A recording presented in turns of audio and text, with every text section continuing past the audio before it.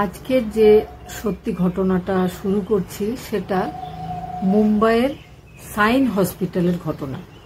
Sign hospital সেখানকার খুব বিখ্যাত একটা হসপিটাল, সব সময় সেখানে প্রচুর পেশেন্ট থাকে।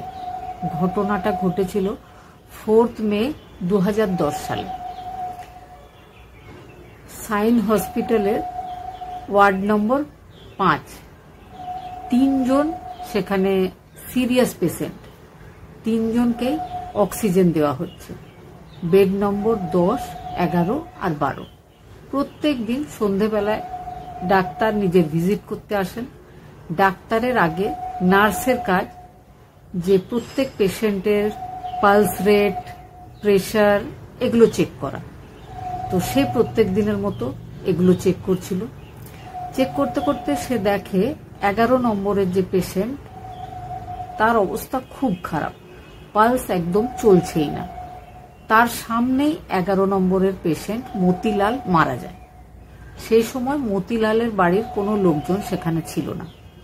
10 নম্বরের পেশেন্ট স্টেবল, তাকে অক্সিজেন দেওয়া হচ্ছে। 12 নম্বরের পেশেন্ট, তাকেও অক্সিজেন দেওয়া হচ্ছে। তার পাশে বসে রয়েছে তার বাড়ির দুজন মানুষ, একজন মহিলা একজন পুরুষ।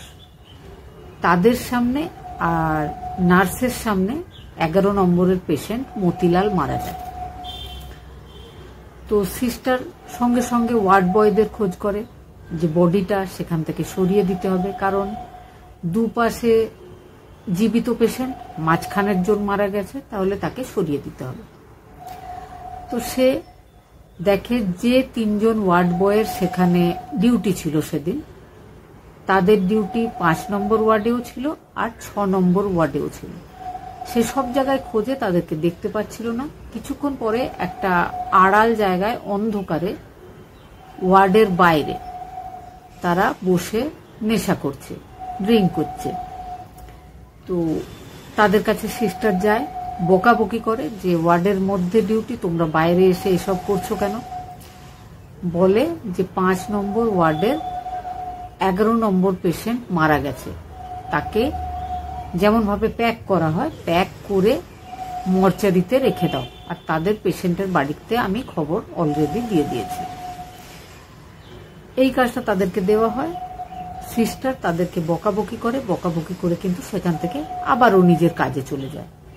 আমরা সাধারণ মানুষজন এই ব্যাপারগুলোকে, যে কেউ মারা গেছে, তার পাশে দুজন শুয়ে আছে, তারা বেঁচে আছে, তো এই কথাগুলো আমাদের জন্য খুব কষ্টকর বা নতুন মনে হলেও যারা হসপিটালে প্রতিদিন কাজ করে, প্রতিদিন এই ব্যাপারগুলো দেখছে যে কেউ মারা যাচ্ছে, কেউ সিরিয়াস হচ্ছে, তো তাদের জন্য অতটা এটা খুব গুরুত্বের ব্যাপার এটা মনে হয় না, কারণ তারা অনেক দিন ধরে এগুলো দেখছে, রোজ দেখছে, তারা অভ্যস্ত হয়ে যায়। 3জন ওয়ার্ড বয়, তাদের 3জনের নাম ছিল পার্কার, ভোসলে আর ইয়াশবন্ত। তো 3জনকে কাজটা দেওয়া হয়, দেওয়ার পরে নার্স সেখান থেকে চলে যায়। তো তারা 3জন বলে যে আর এক পেগ লাস্টটা খেয়ে তারপর উঠছি, কারণ তাদের এটা ডেলিকার ব্যাপার, খুব তাড়াতাড়ি করতে হবে এমন কোনো ব্যাপার নেই। তো যাই হোক, তারা নিজেদের ড্রিঙ্ক শেষ করে, শেষ করার পরে 5 নম্বর ওয়ার্ডে গিয়ে পৌঁছায়। ইতিমধ্যেই 12 নম্বর বেডে যে পেশেন্ট ছিল, মানে মহাদেব, তার যে বাড়ির লোক, একজন পুরুষ একজন স্ত্রী, তারা দুজন বাইরে চলে গেছে খাবার খেতে। 3জন ওয়ার্ড বয় সেখানে এসে পৌঁছায়। একজন ওয়ার্ড বয় বলে যে 11 নম্বরের পেশেন্ট মারা গেছে, দ্বিতীয়জন বলে যে না 12 নম্বর, তৃতীয়জন বলে না ঠিক বলছে 12 নম্বর, 11 নয়। 3জনের মধ্যে কিছুক্ষণ তর্ক হয়, তর্কর পরে 2জন বলছিল 12 নম্বরের, একজন বলছিল 11 নম্বরের। শেষ পর্যন্ত তারা মেনে নেয় যে চলো 12 নম্বরের পেশেন্টকে প্যাক করতে হবে। মহাদেব 12 নম্বরে, সে কিন্তু তখনও বেঁচে আছে, আর তাকে অক্সিজেন দেওয়া হচ্ছে। তো 3জন ওয়ার্ড বয় অক্সিজেন খুলে ফেলে, নেশাগ্রস্ত কিন্তু তারা। খুলে 15 মিনিট ধরে যেমন প্রপার ওয়েতে প্যাক করা হয়, প্লাস্টিক ব্যাগ ইত্যাদি দিয়ে বেঁধে ফেলা হয়, সেই রকম তারা পুরোপুরি নিজেদের কাজ সেরে ফেলেছে। তখন মহাদেবের বাড়ির লোকজন ভেতরে আসে, এসে বলে, আরে মারা তো গেছে 11 নম্বরের পেশেন্ট, তো তুমি আমাদের পেশেন্টকে কেন প্যাক করেছো? আমাদের পেশেন্ট বেঁচে আছে। কিন্তু 3 জন ওয়ার্ড বয় বলে, না, আপনারা কিছু জানেন না, আপনাদেরই পেশেন্ট মারা গেছে, আমাদেরকে প্যাক করতে বলা হয়েছে 12 নম্বরকেই, আমরা তাই প্যাক করেছি। তারা দুজন বলতেই থাকে যে আমাদের পেশেন্ট মারা যায়নি, প্যাকিং খোলো। সেই 3 জন রীতিমতো ঝগড়া ঝামেলা করতে শুরু করে। এতটাই চিৎকার চেঁচামেচি শুরু হয় যে আশেপাশের পেশেন্টদের বাড়ির লোকজন সেখানে এসে জমা হয়। ডাক্তারদের কানে খবরটা যেতেই ডাক্তার, নার্স সবাই সেখানে এসে জমা হয়। তাড়াতাড়ি প্যাকিংটা খোলা হয়। খোলা হওয়ার পরে দেখা যায় মহাদেব তখনও বেঁচে আছে। মহাদেবকে অক্সিজেন সাপোর্ট দেওয়া হয়, কিন্তু মহাদেব 5 মিনিটের মধ্যেই মারা যায়। ওয়ার্ড বয়রা বুঝেছিল তারা ভুল করেছে। তারা বলে যে মহাদেবেরও খুব অবস্থা খারাপ ছিল, সেও যখন তখন মারাই যেত। কিন্তু মহাদেবের যে বাড়ির লোকজন, তারা এই ব্যাপারটা মেনে নেবে কি করে? তারা ঝামেলা করতে শুরু করে। হসপিটাল কর্তৃপক্ষ আসে, ক্ষমা চায়, এমনকি বলে যে ক্ষতিপূরণ দেওয়া হবে, আপনাদের জীবিত পেশেন্টের সাথে আমাদের ওয়ার্ড বয়রা এরকম একটা ব্যবহার করেছে, সেই জন্য। তাদের বাড়ির লোকরা মেনে নেয়নি, রাজি হয়নি, তারা কেস করেছিল। পুলিশ প্রথমে 3 জন ওয়ার্ড বয়কে অ্যারেস্ট করেছিল, কিন্তু মাত্র কয়েকদিনের মধ্যেই, যেমন আমাদের দেশে হয়ে থাকে, তো মাত্র কয়েকদিনের মধ্যে তাদের 3 জনকেই জামিনে মুক্তি দেওয়া হয়।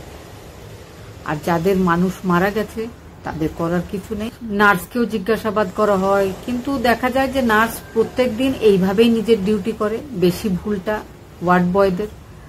হসপিটাল কর্তৃপক্ষ, তাকে কিছু ফাইন দিতে হয়। ফাইন দেওয়ার পরে তারাও কিন্তু এখন ঠিকঠাক ব্যবসা করছে, কোনো অসুবিধা নেই। বিচার চলাকালীন বলা হয় যে মারা গেছিল ইউপির মতিলাল, কিন্তু 3 জন ওয়ার্ড বয় ভুলবশত প্যাক করেছিল মহাদেবকে। তারা ইচ্ছা করে মহাদেবকে মেরে ফেলবে বলে কিন্তু এই ঘটনা ঘটায়নি। অনিচ্ছাকৃত তাদের দ্বারা এই ভুলটা হয়ে গেছে, সেই জন্য তাদের ক্ষমা পাওয়া উচিত। তারা জামিনের যোগ্য, তারা জামিন পেয়ে যায়। তারা এখন অন্য কোনো হসপিটালে, অন্য কোথাও হয়তো কাজ করছে, সে ব্যাপারটা জানা নেই।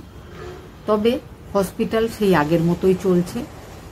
আর মহাদেব যে হয়তো কিছুদিন পরে সেরে উঠত, কারণ 10 নম্বরে যে পেশেন্ট ছিল, যে সেই সময় একই সাথে সিরিয়াস ছিল, সে কিন্তু এখন ভালো আছে। সে তারপরে ঠিক হয়ে গেছিল, হয়তো মহাদেবও ঠিক হয়ে যেত।